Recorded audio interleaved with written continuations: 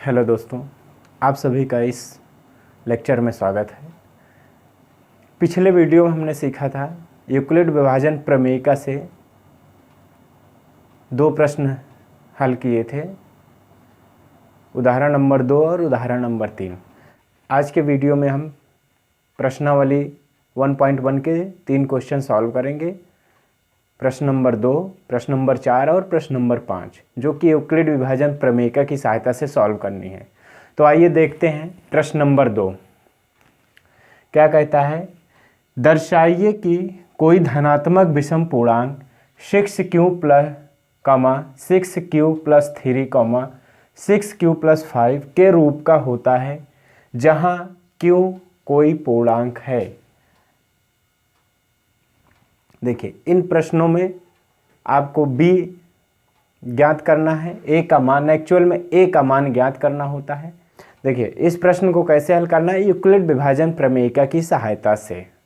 तो आइए देखते हैं यूक्लिड विभाजन प्रमेयिका क्या होता है। यूक्लिड विभाजन प्रमेयिका से दो धनात्मक पूर्णांक a और b दिए रहने पर ऐसी अद्वितीय पूर्ण संख्याएं q और r इस प्रकार विद्यमान हैं कि a बराबर वी क्यू प्लस आर, जहाँ r जो है 0 से v तक हो सकता है।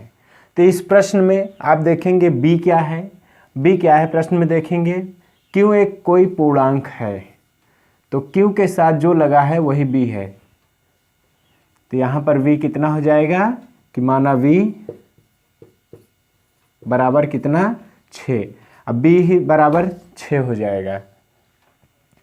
तो आगे देखेंगे क्या करेंगे, फिर ये बन जाएगा a बराबर 6q प्लस आर 0 से लेकर b तक, यानी 6 तक।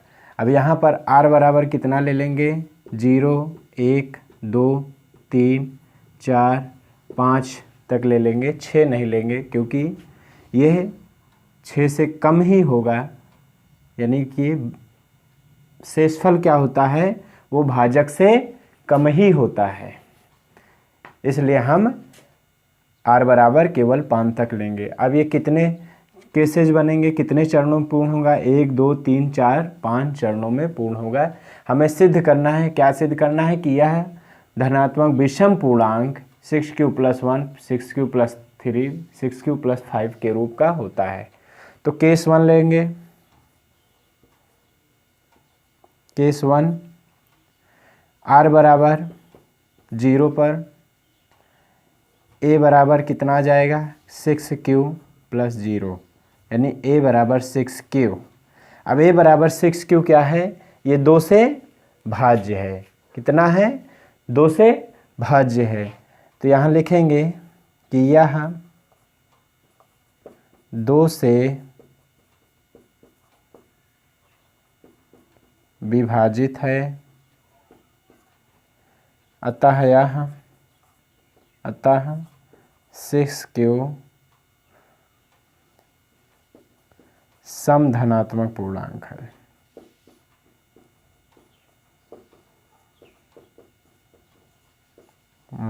है। देखिए, हमें केवल क्या लेना है, 6q plus 1 6q plus 3 6q plus 5 इतना लेना है। और यहाँ पर चूंकि 6q आ रहा है, अब आप देखेंगे ये 2 से विभाजित है। कैसे, 2 तिहाई 6। देखिए 6q 2 से विभाजित है, 2 तिहाई 6, यानी कि कितना आंसर आ गया, 3q। ये पूर्णतया विभाजित है, इसलिए क्या हुआ, समधनात्मक पूर्णांक हुआ। लेकिन हमें विषम की बात करनी है, तो आगे केस देखेंगे। केस दूसरा देखेंगे, r बराबर कितना 1 पर, r बराबर 1, तो a बराबर कितना हो जाएगा, 6q प्लस 1। अब 6q प्लस 1 देखिए 2 से विभाजित है कि नहीं, 6q प्लस 1 ये 2 से विभाजित नहीं है। तो क्या लिखेंगे, यह 2 से विभाजित नहीं है। जब 2 से विभाजित नहीं है तो यह विषम धनात्मक पूर्णांक हो सकता है कि नहीं, बिल्कुल हो सकता है। तो यहाँ तो नहीं लिखा, अतः 6q प्लस 1 विषम धनात्मक पूर्णांक के रूप का है। आगे आप तीसरा केस लेंगे, यहाँ हम ले लेते हैं। तीसरा केस क्या कह रहा है? तीसरा केस r बराबर 2 पर, तो a बराबर कितना आ जाएगा? 6q plus 2। अब 6q प्लस 2 देखिए ये 2 से विभाजित है कि नहीं? बिल्कुल है। कैसे? यहाँ 2 कॉमन कर लीजिए, 2 तिहाई 6, 3q प्लस 1। अब ये 2 से विभाजित है, ये 2 से विभाजित है, इसलिए यह समधनात्मक पूर्णांक है। हमें केवल ये कैसा है? समधनात्मक पूर्णांक है। इसके बाद चौथा केस लेंगे। चौथा केस क्या कह रहा है कि r बराबर 3 पर a बराबर कितना है? 6q plus 3। अब यहाँ से 2 कॉमन नहीं हो सकता है, इसलिए यह क्या हुआ? 2 से विभाजित। अच्छा 2 कॉमन, देखिए सबसे पहली बात तो यदि किसी विषम भी संख्या में 2 का गुणा है तो संख्या सम संख्या कहलाती है। इसलिए हम यहाँ पर 2 कॉमन ले लिए और ये जो कि 2 से विभाजित हो जा रहा है, इसलिए यह क्या होगा? सम धनात्मक पूर्णांक के रूप का होगा, ना कि विषम का। आगे देखेंगे r बराबर 3 पर a बराबर 6q प्लस 3। यहाँ 2 से कॉमन नहीं हो रहा है, तो लिखेंगे क्या कि यह 2 से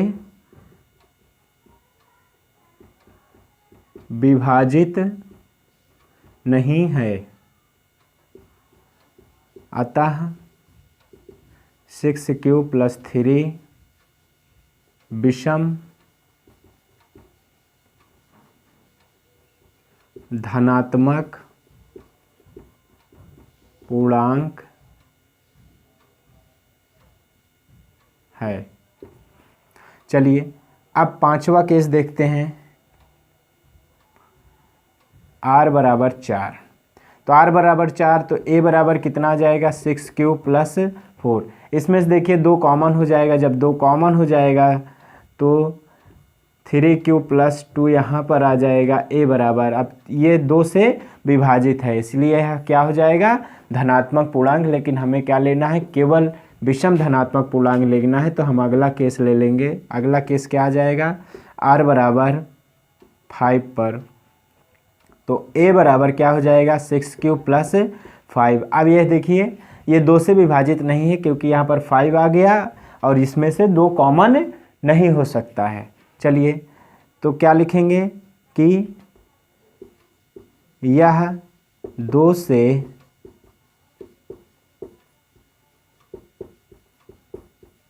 विभाजित नहीं है, अतः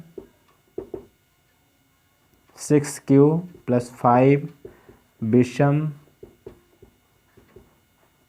धनात्मक पूर्णांक है। ठीक है, आइए देखते हैं इसको। इस प्रश्न को हम एक बार ओवरऑल समझ लेते हैं। इस प्रश्न में किया क्या गया है? क्या किया गया है कि दिखाना है कि इसमें धनात्मक विषम पूर्णांक इस रूप के 6q plus 1, 6q plus 3, 6q plus 5 के रूप के होते हैं। तो इसको हम किसकी सहायता से करेंगे? यूक्लिड विभाजन प्रमेयिका की सहायता से हल करेंगे। तो क्या कहा कि यूक्लिड विभाजन प्रमेयिका होता क्या है? इसको पूरा हम यहाँ तक लिखेंगे। फिर उसके बाद हम मान लेंगे कि b बराबर 6, जो कि प्रश्न में ही दिया रहेगा। कहीं कहीं पर q दिया रहेगा, कहीं पर m दिया रहेगा, जो भी होगा, लेकिन वह कोई ना कोई पूर्णांक ही होगा। इसलिए हम यहाँ b बराबर 6 मान लिए और a बराबर 6q प्लस r, जहाँ r जो है 0 से 6 तक हो सकता है। तो r बराबर क्या लिख सकते हैं? 0, 1, 2, 3, 4, 5। अब केस 1 देखिए। पहला केस 1, r बराबर 0 पर a बराबर 6q आया, a बराबर 6q आया। तो 6q 2 से विभाजित है। कैसे है कि यहाँ से अगर हम कॉमन कर लिए तो क्या हो जाएगा? 3 इंटू 2 इंटू 3q। अब 2 जो है 2 से विभाजित है, या कह सकते हैं कि अगर कोई विषम संख्या में जैसे 3 है, 3 विषम संख्या, इसमें 2 का गुणा कर देंगे तो क्या प्राप्त होगा, 2 तिहाई 6, 6 क्या हो जाएगा, सम संख्या हो जाएगी, इसलिए इसमें गुणज के रूप में है, इसलिए यह क्या हो जाएगा, एक सम धनात्मक पूर्णांक हो जाएगा। आगे देखते हैं केस नंबर 2, r बराबर 1 पर a बराबर क्या हो जाएगा, 6q प्लस 1 हो जाएगा। यह 2 से विभाजित नहीं है भाई, 6q प्लस 1 2 से विभाजित नहीं है, क्योंकि यहाँ से 2 कॉमन नहीं हो सकता है, अतः यह विषम धनात्मक पूर्णांक के रूप का होता है। आगे फिर r बराबर 2 पर 6q प्लस 2 कॉमन हो जाएगा, तो 3q प्लस 1 बचेगा, ये भी इसमें सम संख्या का गुणा है, अतः ये भी जो है 2 से विभाजित है, ये सम धनात्मक पूर्णांक होगा। r बराबर 3 पर a बराबर कितना आएगा, 6q प्लस 3, और यह 2 से विभाजित नहीं है, क्योंकि यहाँ से 2 कॉमन नहीं कर सकते भाई, 2 तिहाई 6, 2 एकम 2, एक शेष फल बच रहा है, नहीं भाग जा रहा है, अतः यह 6q प्लस विषम धनात्मक पूर्णांक है। r बराबर 4 पर क्या आ जाएगा, a बराबर 6q प्लस 4 और a बराबर 2 कॉमन आ जाएगा, इसमें से 3q प्लस 2 बचा, a 2 से विभाजित है, इसलिए यह क्या हो जाएगा, सम धनात्मक पूर्णांक है, लेकिन हमें क्या लेना है, विषम ही लेना है। अब बाद लास्ट केस क्या है, r बराबर 5 पर a बराबर 6q प्लस 5, यह 2 से विभाजित नहीं है भाई, 6q प्लस 5 कहाँ 2 से विभाजित है, अतः यह 6q प्लस धनात्मक विषम धनात्मक पूर्णांक के रूप का होता है। चलिए आइए देखते हैं प्रश्न नंबर 4 क्या कह रहा है, यूक्लिड विभाजन प्रमेयिका का प्रयोग करके दर्शाइए कि धनात्मक पूर्णांक का वर्ग किसी पूर्णांक m के लिए 3m या 3m प्लस 1 के रूप का होता है। देखिए अभी तक आपने देखा कि धनात्मक विषम पूर्णांक या धनात्मक सम पूर्णांक की बात हो रही थी, लेकिन इस प्रश्न में धनात्मक पूर्णांक का वर्ग यानी कि a का स्क्वायर की बात हो रही है। किसी पूर्णांक m के लिए किस रूप के होते हैं, 3m और 3m प्लस 1 के रूप के होते हैं। आइए चलते देखते हैं। यूक्लिड विभाजन प्रमेयिका से दो धनात्मक पूर्णांक दिए रहने पर ऐसी द्वितीय पूर्ण संख्या की ओर इस प्रकार विद्यमान है कि जहां a बराबर वी क्यू प्लस आर और r जो है 0 से v तक हो जाए। अच्छा, अभी तक आपने पूर्णांक q के रूप का देखा था, लेकिन यहाँ पर पूर्णांक इसमें है m के रूप का है। किस रूप का है, m के रूप का है, तो उससे कोई दिक्कत नहीं, क्योंकि यह भी एक पूर्णांक ही है। चलिए आइए अब प्रश्न में आते हैं। क्या कह रहा है, 3m यानी कि अगर q नहीं है तो m है और भी कुछ हो सकता है, तो ये m के साथ क्या है, 3 है, तो a बराबर क्या हो जाएगा, 3। तो माना b बराबर कितना, 3 ले लेंगे, तो a बराबर कितना हो जाएगा, 3q प्लस r, जहाँ पर 0 से लेकर r जो है 3 तक, यानी कि r के मान कितने हो सकते हैं, 0, 1 और 2 हो सकते हैं। चलिए आइए हल करते हैं। इसमें 3 केस बनेंगे, देखते हैं। केस 1, पहला केस क्या कह रहा है कि r बराबर 0 पर, तो a बराबर क्या हो जाएगा, 3q प्लस 0 और a बराबर कितना हो जाएगा, 3q। देखिए अब इसमें वर्ग की बात आई है, तो दोनों तरफ हम क्या कर देंगे, दोनों तरफ वर्ग कर देंगे, तो यानी a स्क्वायर और 3q का होल स्क्वायर कितना आ जाएगा, 3 त्रिक का 9, q स्क्वायर और a स्क्वायर। अब आप देखेंगे कि इस 3m के रूप का है, नहीं है, तो कैसे करेंगे। अच्छा, यहाँ से हम यदि 3 कॉमन कर लें तो क्या हो जाएगा, 3q स्क्वायर a स्क्वायर। अब इस 3q स्क्वायर को हम क्या करें, m मान लें, कि माना 3q स्क्वायर बराबर m। जब 3q स्क्वायर बराबर m मान लिया तो ये क्या हो जाएगा, a स्क्वायर बराबर 3m। अब ये ए स्क्वायर यानी ए स्क्वायर बराबर कितना आ गया, 3m आ गया, एक मिल गया। चलिए दूसरा केस देखते हैं। दूसरा केस में r बराबर कितना है, 1 है, तो a बराबर कितना आ जाएगा, 3q प्लस 1। अब दोनों तरफ चूंकि वर्ग की बात है, दोनों तरफ वर्ग करेंगे तो ए स्क्वायर और इधर हो जाएगा 3q प्लस 1 का होल स्क्वायर। अच्छा, होल स्क्वायर का फार्मूला आपको पता है कि a प्लस बी का होल स्क्वायर लगाएंगे यहाँ पर, A square plus B square plus 2ab क्या हो जाएगा, ए स्क्वायर बराबर 3q का होल स्क्वायर प्लस 1 का square plus 2 into 3q into 1 कितना आ जाएगा, 3 3 का 9q स्क्वायर प्लस 1 स्क्वायर यानी 1 प्लस का 2 तिहाई 6q। अब इसमें देखना है कि 3m प्लस 1 के रूप का होता है।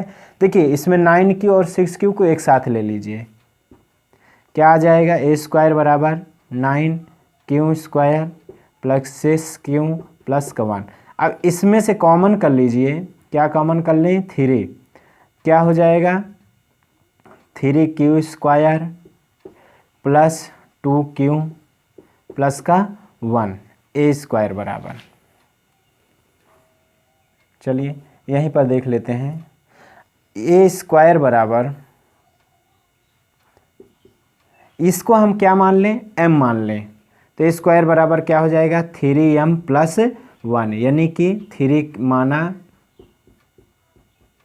माना 3q स्क्वायर प्लस 2q बराबर m।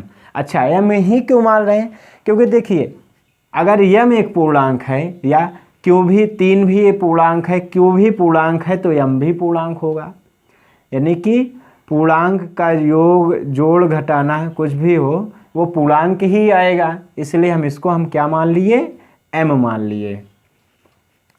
अब देखिए ये आ गया ए स्क्वायर बराबर 3m प्लस 1 इस रूप का ये है। चलिए तीसरा केस देखते हैं क्या कह रहा है, r बराबर 2, तो a बराबर क्या हो जाएगा, 3q प्लस 2, तो इसका स्क्वायर करेंगे तो क्या हो जाएगा, ए स्क्वायर बराबर 3q प्लस का 2 का होल स्क्वायर तोड़ेंगे तो क्या आ जाएगा, 3 3 का 9q स्क्वायर प्लस 2 2 जा 4 प्लस 2 3 6 और दूनी 12q। अच्छा q वाले को साथ में ले लीजिए, 9q square plus 12q plus का 4 ए स्क्वायर बराबर। और यहाँ से देखिए 3 कॉमन हो रहा है। अच्छा किस रूप में लाना है, 3m प्लस 1 के रूप में, तो यहाँ इसको ऐसे लिख लीजिए 9q square plus 12q plus 3 plus 1 कर सकते हैं, बिल्कुल भाई 3 प्लस 1 4 आ गया। अब यहाँ से जो है 3 कॉमन कर लीजिए, क्या हो जाएगा, 3 3 का 9 3q square plus 4q plus का 1 और प्लस का 1 ए स्क्वायर बराबर, इसको मान लीजिए m, तो ए स्क्वायर बराबर क्या हो जाएगा, 3m प्लस 1, ये आ गया।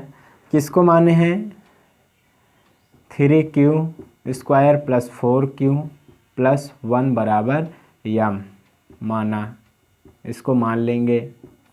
अच्छा m आ गया। अब ये भी एक पूर्णांक, इसका मतलब कि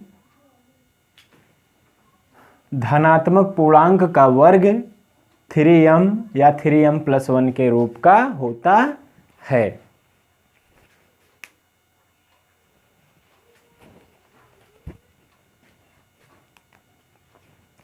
ठीक है, अब देखिए 3q प्लस 4q प्लस 1, कोई भी पूर्णांक हो, पूर्णांक का जोड़ घटाना पूर्णांक ही बनेगा।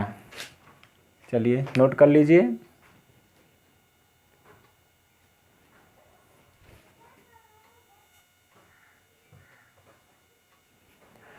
आइए देखते हैं प्रश्न संख्या 5 क्या कह रहा है कि यूक्लिड विभाजन प्रमेय का प्रयोग करके दर्शाइए कि धनात्मक पूर्णांक का घन। अब इस प्रश्न में घन की बात हो रही है, किस रूप का होता है, 9m प्लस 1 या 9m प्लस 8 के रूप का होता है।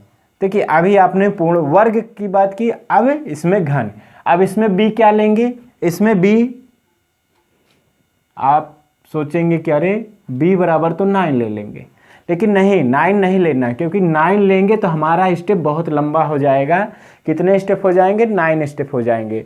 तो 9 का जो गुणज है, यानी कि 9 को हम क्या लिख सकते हैं, 3 इंटू 3 में, तो हम b बराबर कितना ले लें, 3 ले लें, और उस 3 से प्रश्न हल करेंगे तो वो आपको इस रूप में मिल जाएगा।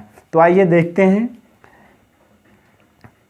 यूक्लिड विभाजन प्रमेयिका से इसको लिखना ही है, हर प्रश्न में लिखना है। इस प्रकार के सारे प्रश्नों में दो धनात्मक पूर्णांक की ओर भी दिए रहने पर ऐसे अद्वितीय पूर्ण संख्याएं की ओर इस प्रकार विद्यमान हैं कि a बराबर वी क्यू प्लस आर, जहाँ r जो है 0 से v तक है, और माना b बराबर 3, a बराबर 3q प्लस आर, और r जो है 0 से 3 तक है। तो r के मान कितने हो सकते हैं, 0 1 2, 0 1 2 तक।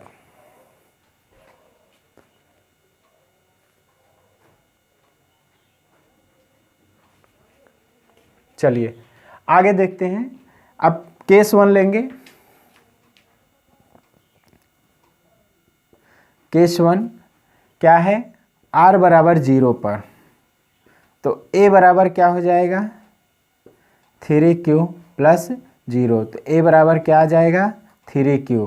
अब यहाँ बात हुई है घन की, तो इसको हम क्यूब करेंगे, तो a क्यूब बराबर 3q का होल क्यूब, तो a क्यूब बराबर क्या आ जाएगा, 3 त्रिक का 9 और त्रिक 27 क्यूब।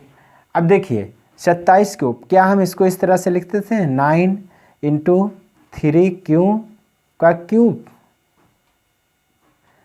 इस तरह से लिख सकते हैं। a क्यूब बराबर यानी कि 9 त्रिक 27, 9 इसमें से कॉमन कर लिया। अब देखिए यहाँ पर हम इसको मान लेंगे कि 3q क्यूब बराबर m। ये हम क्यों मान रहे हैं, क्योंकि q एक पूर्णांक है, तो इसका मान गुणा करने पर m भी एक पूर्णांक ही होगा। अब देखिए ये क्या हो जाएगा, a क्यूब बराबर 9m, यानी कि यह जो है धनात्मक पूर्णांक का घन 9m के रूप का होता है। अब दूसरा केस देखेंगे। दूसरा केस क्या है, r बराबर 1 पर, तो a बराबर क्या हो जाएगा, 3q प्लस 1।